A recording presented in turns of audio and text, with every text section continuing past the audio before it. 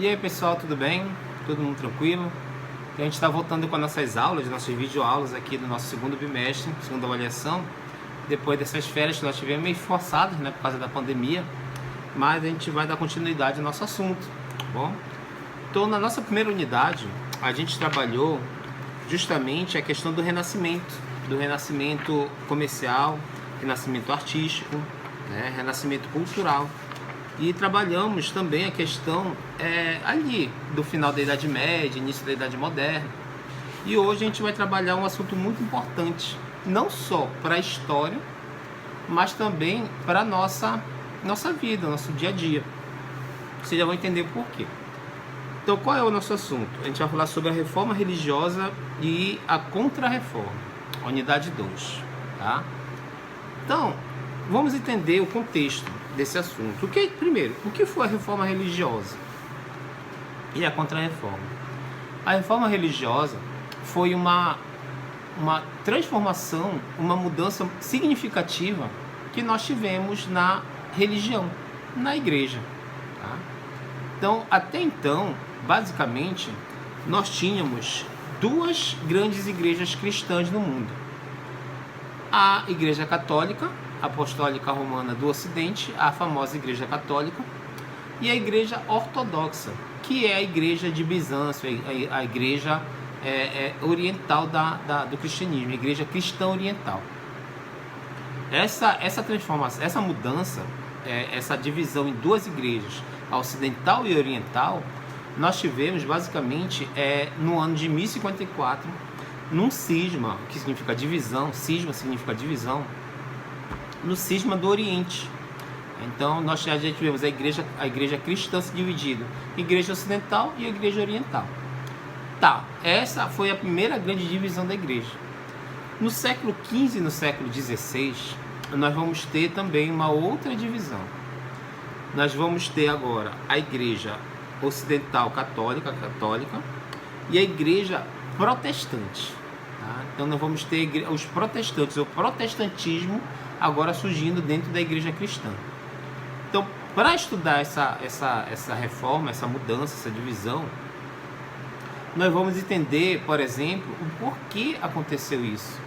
Porque a igreja católica ela teve outras igrejas, outras formas de pensar sobre o cristianismo saindo dela, né? Nós vamos ter, por exemplo, o Martinho Lutero, nós vamos ter o Calvino, Jean Calvino, nós vamos ter o Henrique VIII, o rei Henrique VIII, que foram os três principais reformadores desse período. E o que foi a Contra-Reforma? A Contra-Reforma foi justamente vamos dizer assim, o contra-ataque da Igreja Católica. Então, quando a Igreja Católica viu que havia uma grande parcela da população saindo da Igreja, então eles tinham perdido, vamos dizer assim, o monopólio do cristianismo, eles começaram a criar estratégias para que essa divisão, essa saída de fiéis não fosse tão acentuada. Não perdessem os fiéis, não perdessem o poder que eles tinham. E é importante te lembrar disso, que no capítulo passado, e até mesmo na nossa primeira avaliação, a gente estudou, por exemplo, que a Igreja Católica era a instituição mais poderosa da Idade Média. Quando eu digo poderosa, cheia de poder, eu não estou me referindo somente à fé, somente à religião. Eu estou me referindo à questão econômica, à questão financeira. Por exemplo, você sabe que durante a Idade Média, um dos padrões de riqueza, um dos maiores padrões de riqueza era a terra. Era a quantidade de terra que alguém ou uma instituição tinha. Para você ter ideia, quase 1/3 das terras da Europa pertenciam à Igreja Católica. Então imagina o poder econômico que a Igreja Católica não tinha durante a Idade Média.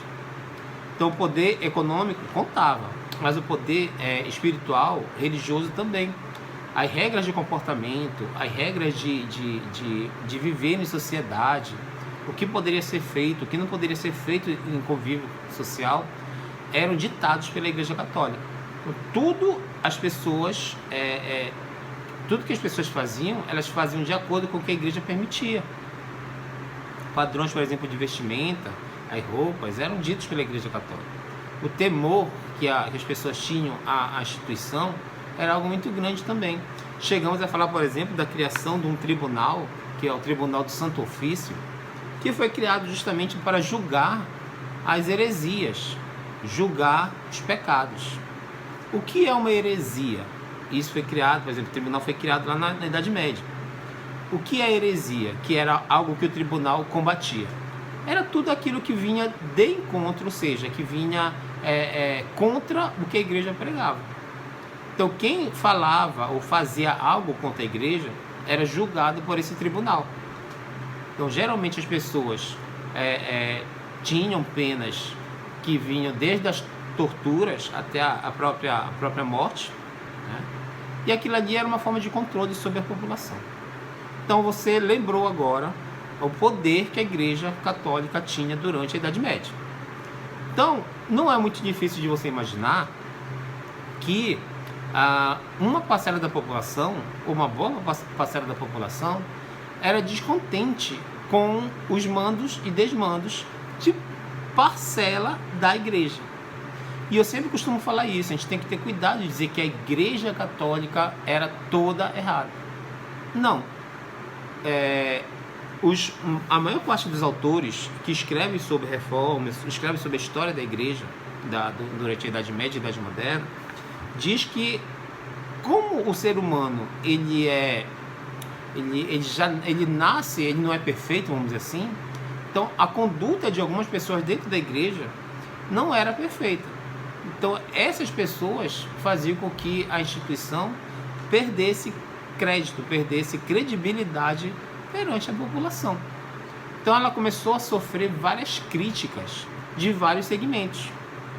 Por exemplo, uma das coisas que a Igreja Católica era, vamos dizer assim, era criticada, era justamente por combater a usura. A igreja não permitia a usura. O que é a usura? A usura é emprestar capital, é você dar dinheiro para alguém e cobrar juros. Então, essa prática de emprestar dinheiro por juros não era permitida pela Igreja Católica. Quem fazia isso era considerado um pecador e poderia sofrer com as punições do Tribunal do Santo Ofício. Quem mais sofria com essa questão da usura, de não poder praticar usura, era uma classe que estava surgindo nesse momento, que era a burguesia. A burguesia era a classe dos comerciantes, era a classe que tinha de capital em mãos. Então eles não podiam, por exemplo, botar o seu capital para circular, porque era proibido pela Igreja Católica. Então você sabe então agora que a burguesia era uma das principais classes que criticava a Igreja Católica, o poder da Igreja Católica na sociedade. A igreja também, ou parte da igreja, ou parcela, ou membros da igreja, praticavam também a venda de indulgências. O que era indulgência? Indulgências eram documentos emitidos pela igreja que provavam ou certificavam que uma pessoa tinha pedido perdão a Deus. Então, na Igreja Católica, como é que funciona essa história de pedir perdão a Deus? Existe um sacramento chamado sacramento da confissão. Então a pessoa vai na igreja, chega com o padre e pede perdão e diz os seus pecados para o padre. O padre escuta e, em nome de Deus, ele perdoa a pessoa. Na Idade Média e no início da Idade Moderna, era, vamos dizer assim, usual a questão das indulgências. Um senhor, por exemplo, feudal ou um nobre ia pedir perdão para Deus, então ele recebia aquele documento depois que ele tinha sido perdoado para provar que aquilo ali era um perdão, certificando o perdão dele, que tinha sido perdoado. Alguns padres vendiam perdão, né? Ou com dinheiro, ou com partes de terras, ou com produção da própria produção feudal, dentro do feudalismo, na Idade Média. Então isso daí muitas pessoas criticavam. Vender o perdão, algo que deveria ser gratuito. Então parte da população criticava isso. Outra coisa também que era criticada pela população, por parte de alguns setores da sociedade, era justamente a simonia, que era a venda de artigos ou cargos religiosos, de bens religiosos. Ou seja, muitos membros da igreja eram criticados por vender cargos dentro da igreja. Por exemplo, um cargo de frade, ou um cargo de bispo, cardeal. Então, às vezes, esses cargos eram vendidos. Claro, a nobreza era muito importante, mas o clero é quem realmente mandava dentro da sociedade. Então, muitos queriam fazer parte do alto clero, da alta cúpula de decisões da Igreja Católica. Então, muitos compravam esses cargos dentro da igreja. Isso era criticado também. Além, por exemplo, desses cargos, dentro da simonia que eu estou te explicando, acontecia muito, por exemplo, de parte da igreja, membros da igreja, venderem artigos religiosos, como relíquias. Tem uma piada que não é bem piada, porque os livros relatam isso, que existiam igrejas que vendiam lascas de madeira, que eram lascas da cruz que Jesus Cristo foi crucificado. Não há relatos científicos dessa cruz, da cruz de Jesus Cristo, aonde a cruz foi parar, da cruz que Jesus Cristo foi crucificado. Mas mesmo assim, tinha membros que vendiam pedaços de madeira dessa cruz. Foi vendido tanto pedaço de madeira nessa época da cruz de Jesus Cristo, que fosse juntar tudo, dava para fazer uma arca de Noé. Ou seja, não era da cruz de Jesus Cristo. Ou seja, essas coisas iam meio que minando o crédito, a credibilidade que a igreja tinha com a sociedade.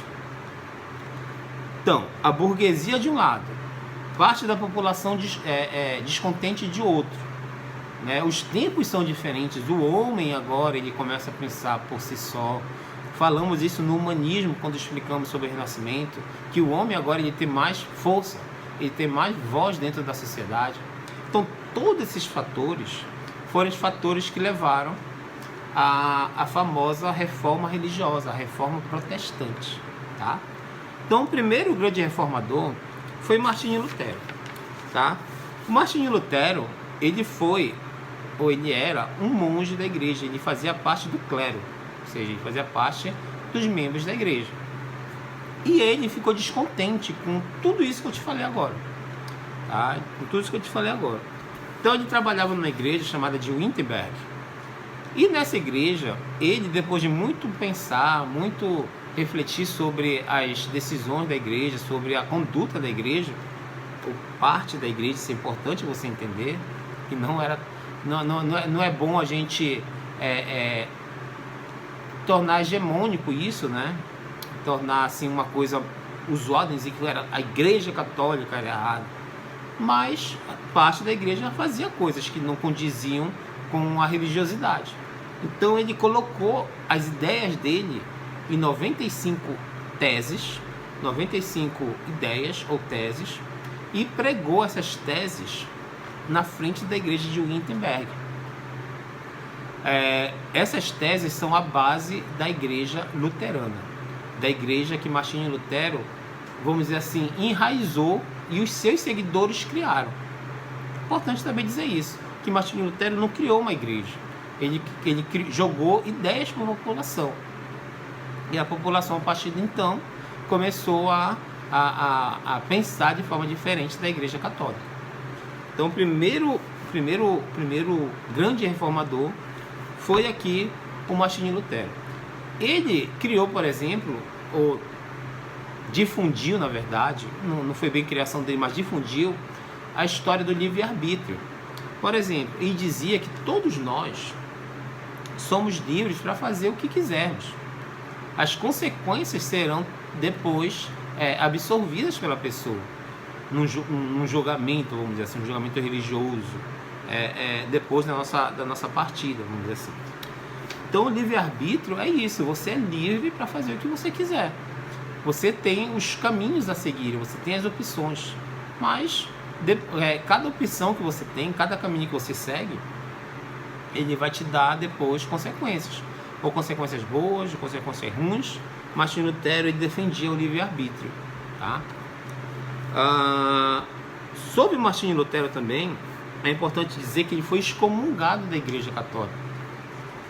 Quando ele colocou as teses dele para a população, por exemplo, ele criticou alguns sacramentos da igreja, como por exemplo a própria confissão, o sacramento da Eucaristia também, tanto que algumas igrejas luteranas eles não chamam de Eucaristia, chamam de ceia, mas por conta dessas ideias que ele pensou, ele foi excomungado. O que significa essa palavra excomungado? Excomungado significa que ele foi, vamos dizer assim, retirado da Igreja Católica. Ele foi expulso da Igreja Católica. E a partir de então, ele levou uma vida de leigo, né? Uma vida fora dos padrões da Igreja Católica, e criou-se toda uma estrutura com o nome de Martinho Lutero.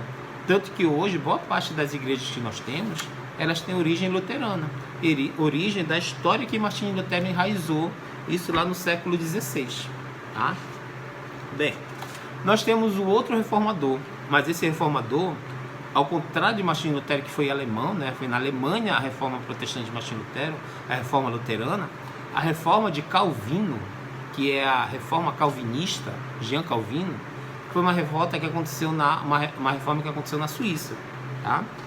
Então o Calvino também contava muito com a ajuda dos burgueses, vamos dizer assim, para reformar, para mudar a forma que a Igreja Católica agia dentro da Europa. O Jean Calvino ele também criou essa reforma lá na Suíça.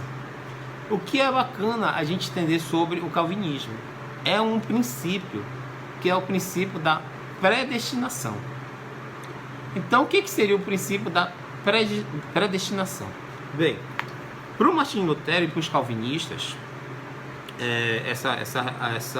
esse princípio ele nos leva a pensar o seguinte, que quando a pessoa nasce, ela já está predestinada a ser abençoada com riqueza, com saúde, com outros bens, vamos dizer assim, na vida. Então, desde o nascimento, a pessoa já está predestinada, em palavras mais fáceis de entender, a ser rica ou pobre, a ser doente ou saudável. E como é que a pessoa pode ver que vamos dizer assim, os sinais que aquela pessoa foi destinada a ter riqueza, por exemplo?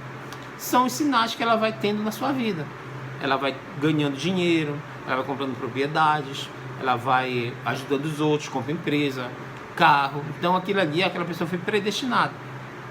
Isso está relacionado com a bênção de Deus, segundo o Jean Calvino. Então a predestinação é isso. A pessoa já está destinada a um futuro, né? A um destino.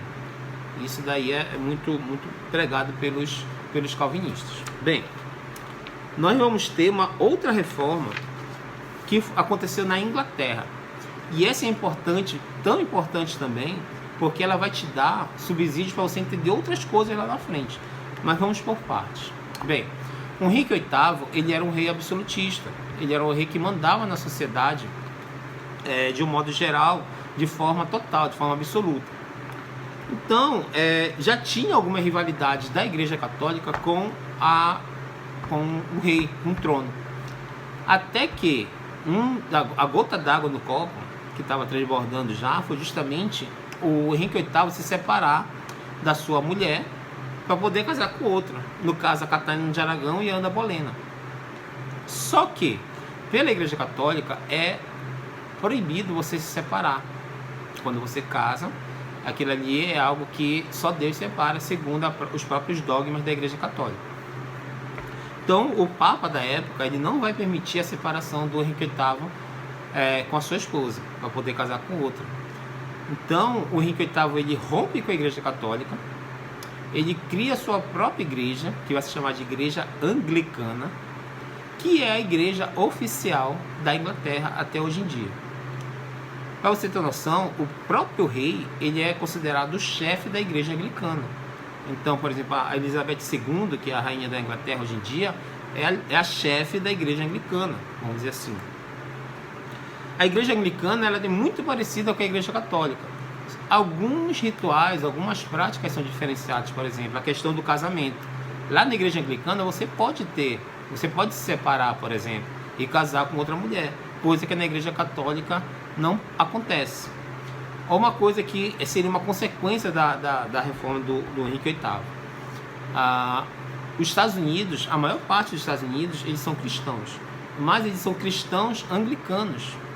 Por quê? Porque foi a igreja que a Inglaterra levou para os Estados Unidos na época da colonização, lá no século XV e século XVI. Então, é importante a gente entender essas coisas, que é para a gente entender como é que está dividida a nossa igreja hoje em dia, as igrejas hoje em dia. Tem uma grande parcela que é católico, uma grande parcela que é, por exemplo, da Assembleia, da Universal, da Deus e Amor, da Quadrangular, Pentecostal. Então, essas igrejas, elas só foram possíveis porque houve uma reforma, houve uma divisão da igreja aqui com a reforma protestante, tá bom? E o contra-ataque da igreja, que é chamado de contra-reforma protestante. O contra-ataque da igreja, ele veio justamente através de algumas práticas, como por exemplo, reuniu-se um concílio. O concílio é uma reunião do Papa com os bispos e cardeais. De vez em quando isso acontece. Então aconteceu lá, nessa época, um concílio chamado de Concílio de Trento. E nesse concílio, o Concílio de Trento, nós vamos ter a questão da criação de alguns elementos, como por exemplo, o aumento da Inquisição. O que foi a Inquisição? A Inquisição era a busca por heresias, a busca pelos pecadores, que foi criada naquele Tribunal do Santo Ofício, que eu te falei no início do vídeo. Então, essa Inquisição, ela foi intensificada após o Concílio de Trento. Ou seja, houve uma perseguição às pessoas que eram contra a Igreja Católica. Muitas pessoas foram torturadas e vieram até morrer. Então isso foi criado a partir do Concílio de Trento. Uma outra coisa importante também foi a adoção da Companhia de Jesus, os jesuítas, na catequese de povos recém-descobertos. Por exemplo, o Brasil foi descoberto em 1500, o nosso país. Então, a partir da descoberta do Brasil, a Companhia de Jesus foi enviada para cá para catequizar os índios, para tornar os índios, entre aspas, civilizados, trazer a fé cristã para os indígenas. Então isso foi uma prática também do Concílio de Trento na Contra-Reforma Protestante. Uma outra coisa também importante na Contra-Reforma foi a criação do Index. O que é o Index? O Index é uma lista de livros, de leituras proibidas, que o cristão católico não poderia ter acesso. Então, mais ou menos foi uma censura que a igreja efetuou a alguns livros, principalmente livros que vinham de encontro com a fé cristã católica. Então, o Index foi essa lista de livros e leituras proibidas criadas a partir do Concílio de Trento, tá ok? Bem, pessoal, esse assunto é um assunto muito bacana. A gente pode conversar com ele pessoalmente, em sala de aula, daqui a um tempo, se Deus quiser.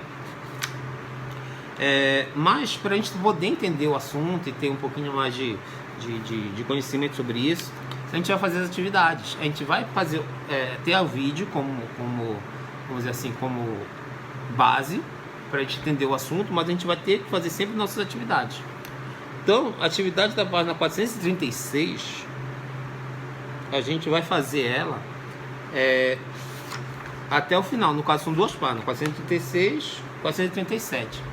Então, a gente vai fazer essa atividade e provavelmente vocês vão me mostrar que vocês fizeram, batendo uma foto da atividade pronta e me enviando para eu dar o confere, para ver que todo mundo fez a atividade. Tá bom, pessoal? Então, eu estou passando a atividade agora para vocês.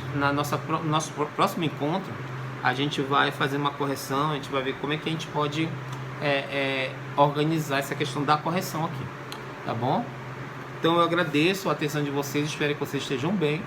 E valeu, galerinha, pela atenção.